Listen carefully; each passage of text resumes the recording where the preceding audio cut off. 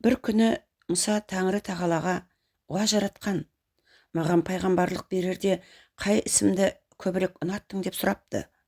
Ұлық Алла: «Мұса, сен Шайып пайғамбардың қойын баққаныңда ішінде бір көтерем қой бар еді. Үнемі отардан бөлініп қала беретін. Сен сол қойға сабырмен қарап, оны ұрып соқпайтынсың. Сенен басқалары ол көтерем қойды боқтап, боралап, қамшының астына алатын. Сен қой екеш қойға да рахым қылдың.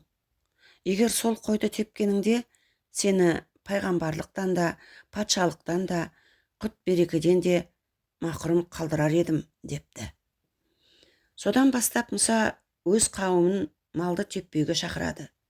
Малды тепсең ырысың қашады деген түсінік сол кезде пайда болыпты деседі.